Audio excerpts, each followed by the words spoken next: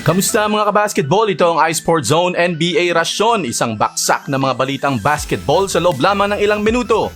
Mga kabasketball, pag-uusapan natin ngayon, pagbabalik pa rin ng NBA pero parang hindi pa rin swabe mga kabasketball.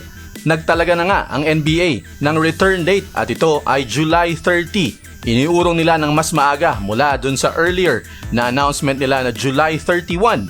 Pero meron pa rin mga kumokontra at dun nga sa isang video natin na pag-usapan natin, itong si Kyrie Irving nagpatawag ng meeting noong nakaraang Biyernes.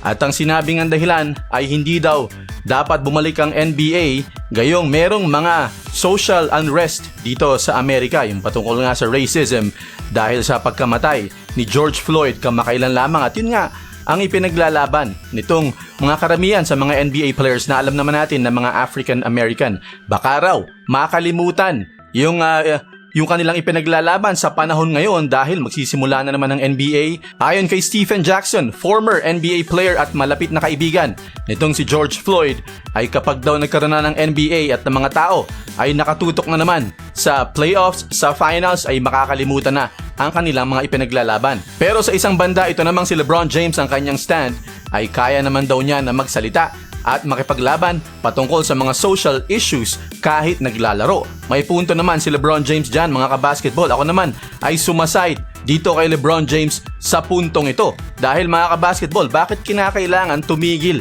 ang pagtatrabaho kung ang trabaho ninyo ay maglaro at mapanood ng mga tao? Wala tayong magagawa. Yan ang inyong trabaho eh. At saka itong si LeBron James ay dati pa ito na vocal sa kanyang mga pananalita kapag meron mga social issues na kinakailangan niyang magbigay ng kanyang opinyon. Nagsasalita siya sa kanyang Instagram, sa kanyang Twitter, at siya ang isa sa mga nangungunang mga atleta pagdating sa ganyang mga usapin, sa ganyang mga aspeto. Pero itong si Kyrie Irving, bigla-bigla na lang siyang lalabas at magsasalita ng ganyan, gayong parang hindi naman siya ganon kaaktibo sa mga ganyang mga usapin kapag meron mga lumalabas noong naglalaro sila nang hindi natitigil pa ang season. Pagkatapos ngayon ay biglang magkakaroon siya ng boses at manghihikayat pa. Yan naman ang hindi ako sang-ayon mga kabasketball. Kung ang dahilan ni Kyrie Irving kaya ayaw niyang maglaro ay dahil sa kanyang kalusugan, dahil sa banta ng coronavirus, dyan sasang-ayon pa ako sa kanya dahil sino ba naman ang gustong 100% ibuwis ang kanyang buhay? Siyempre wala naman. Yan din ang kinakatwiran ni Carmelo Anthony kaya ayaw niyang maglaro. At ganoon din itong si Donovan Mitchell. Pero itong sila Kyrie Irving, noong nakaraang Biyernes, yan ang kanilang idinadahilan. Yan nga daw, baka makalimutan, yan kanilang ipinaglalaban. Mafo-focus ang atensyon ng mga basketball fans sa basketball at makakalimutan na yung social injustice na kanilang ipinaglalaban. Pero ngayong araw na ito, mga kabasketball, merong development.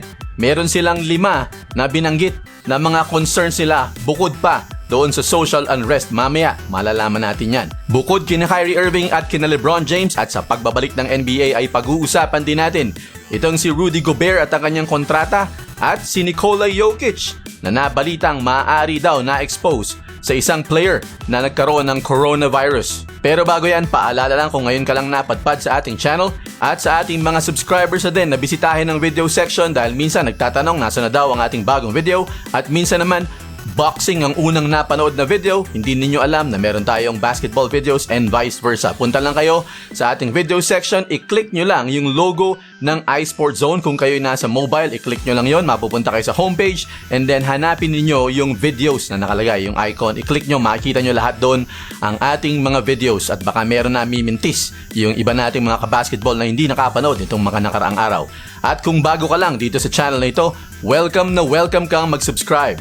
Unahin natin ang Utah Jazz at itong si Rudy Gobert at si Donovan Mitchell na papag-usapan nga yung kanilang kaunting gusot dahil nga doon sa pagkaka-acquire ng dalawa na ito ng COVID-19.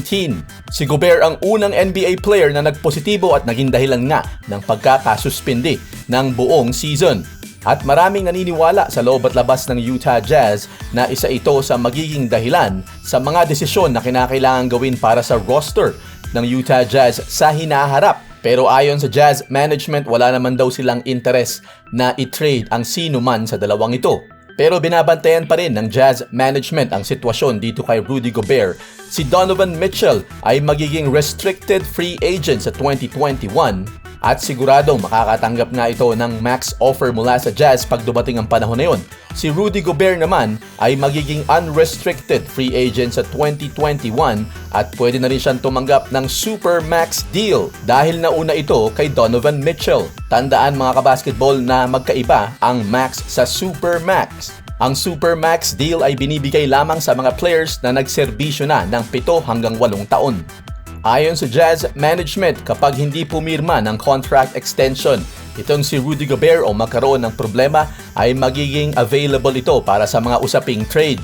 Dagdag pa ng isang Utah Jazz executive na hindi naman sila kamukha ni John Stockton and Karl Malone na talaga namang package deal at umiikot ang makinarya ng Jazz offense sa pick and roll play ng dalawa na yun.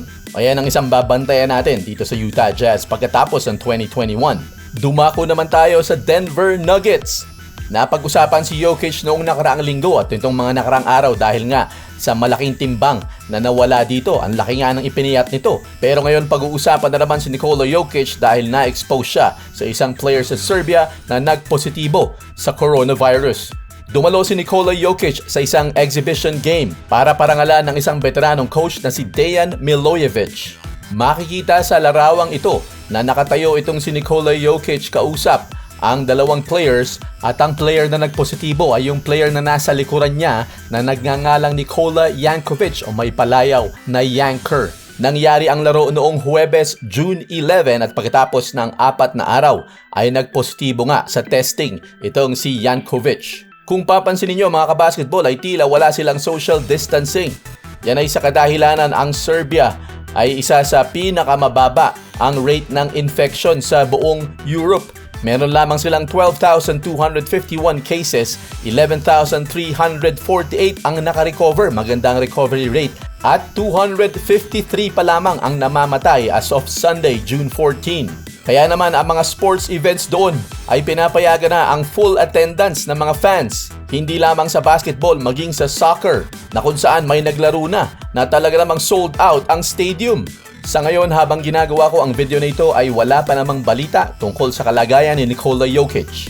Pag-usapan naman natin ang kontrobersyal na si Kyrie Irving. Mga kabasketball, gumawa nga ng ingay itong si Kyrie sa pamumuno at panawagan sa mga kapwa niya players na i-boycott daw ang pagbabalik ng NBA sa kadahilanang baka nga raw mawala ng saysay ang kanilang ipinaglalaban patungkol sa social injustice at racism dito sa Amerika.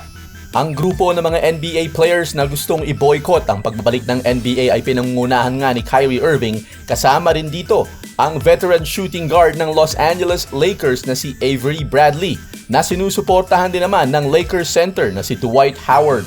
Sa report ni Adrian Wojnarowski ng ESPN, ito raw ang 5 concern nitong grupong ito. Dapat daw pagtuunan ng pansin at gawa ng proyekto hindi lamang ng mga players kundi ng buong liga ang mga reforma para sa social injustice. At bukod dyan ay binanggit din ng grupong ito ang patungkol nga dito sa pandemic. Ilan sa mga yan ay ang pagtaas ng mga nagpo-positibo sa coronavirus sa Florida kung saan gaganapin ang pagbabalik ng NBA. Kasama din dyan sa kanilang mga concern ay ang kondisyon daw sa kapaligiran nitong bubble environment na ito. At nais din nilang malaman kung anong plano ng NBA patungkol sa mga insurance at liabilities kung sakaling may magkasakit o may ma-injure dito sa mas pinaiksing season. Kaya nga sa mga oras na ito, mga kabasketball ay tila lumalaki ang balakid at maliwanag na meron ding sumusuporta kina Kyrie Irving, Avery Bradley, Dwight Howard na naniniwala na hindi naman daw kailangan ang sports sa panahon ngayon. At pag-usapan naman natin si LeBron James, mga kabasketball, at ang kanilang rivalry ni Michael Jordan pa rin.